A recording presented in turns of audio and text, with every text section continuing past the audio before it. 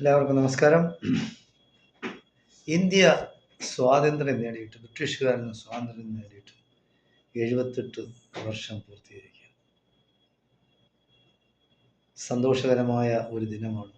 പക്ഷേ അത് സങ്കടത്തിൻ്റെ ഒരു ദിനമാക്കി നമ്മുടെ ചായക്കച്ചവടക്കാരൻ മോഡി മാറ്റിയിരിക്കുകയാണ്. നിങ്ങൾ കണ്ടതാണ്.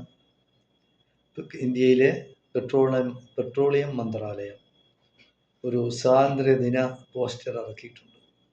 അതിൽ വീർ സവാർക്കർ അയാളുടെ ഫോട്ടോയാണ് ഏറ്റവും മുകളിൽ.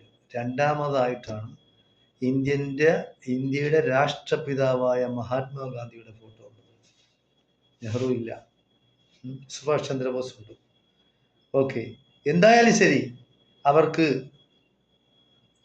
ബൈ മിസ്റ്റേക്കിൽ വന്നതാണെന്നാണ് പറയുന്നത്. അങ്ങനെയൊന്നുമില്ല, അവർ അത് കരുതി കൂട്ടി അവർ ഇത് മനഃപൂർവ്വമായിട്ട് ചെയ്തതാണ്. ആ പോസ്റ്റർ നിങ്ങൾ കാണേണ്ടതാണ്. എല്ലാ മീഡിയകളിലും വരുന്നുണ്ട്, നാളെ ചിലപ്പോൾ പത്രങ്ങളിലും വരാൻ സാധ്യതയുണ്ട്.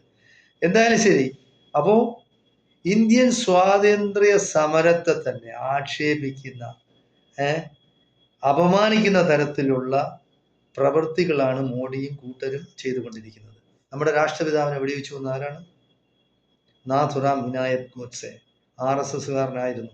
അപ്പോൾ അത് നമ്മൾ കുട്ടിയിലെ പാഠപുസ്തകങ്ങളിൽ പഠിച്ചതാണ്. രാഷ്ട്രപിതാവായ മഹാത്മാഗാന്ധിയെ RSSകാരനായ നാഥുറാം വിനായക് ഗോഡ്സെ വെടിവെച്ചു കൊന്നു എന്ന് നമ്മൾ പഠിച്ചതാണ്. അത് പാഠഭാഗത്ത് നിന്ന് എടുത്തു മാറ്റി. 2, ഇപ്പോൾ സ്വാതന്ത്ര്യ ദിനത്തിൽ കേന്ദ്രത്തിലെ ഭരിക്കുന്ന BJP RSS അവർ പോസ്റ്റർ ഇറക്കിയിരിക്കുന്നു. പെട്രോളിയം മന്ത്രാലയത്തിൻ്റെ പോസ്റ്റർ ഇറക്കിയിരിക്കുന്നു. അതിൽ വീർ സവാർക്കർ ആരാണ്? RSSന്റെ നേതാവ്. അയാളുടെ ഫോട്ടോ വെച്ചിരിക്കുന്നു. ഗാന്ധിജി രണ്ടാമതേ ഉള്ളൂ. അപ്പോൾ ഏത് രീതിയിലായാലും ശരി, ഇന്ത്യയിലെ ജനങ്ങളെ, ഭാരതത്തെ അപമാനിക്കുന്ന തരത്തിലുള്ള പ്രവർത്തനങ്ങളാണ്, വിഭാഗീയതയും അക്രമവും ആ നാട്ടിൽ കലാപവും ഉണ്ടാക്കാനുള്ള ശ്രമമാണ് മോഡിയും കൂട്ടരും നടത്തുന്നത്. യാതൊരു ബോധവുമില്ലാത്ത, യാതൊരു വിദ്യാഭ്യാസവുമില്ലാത്ത ഈ ചെറ്റകൾ കേന്ദ്രത്തിലെ അധികാരത്തിൽ ഇരിക്കുന്നിടത്തോളം കാലം ജനാധിപത്യ വിശ്വാസികളായ, മതേതര വിശ്വാസികളായ ജനങ്ങൾക്ക് ഇന്ത്യയിൽ ജീവിക്കാൻ കഴിയില്ല.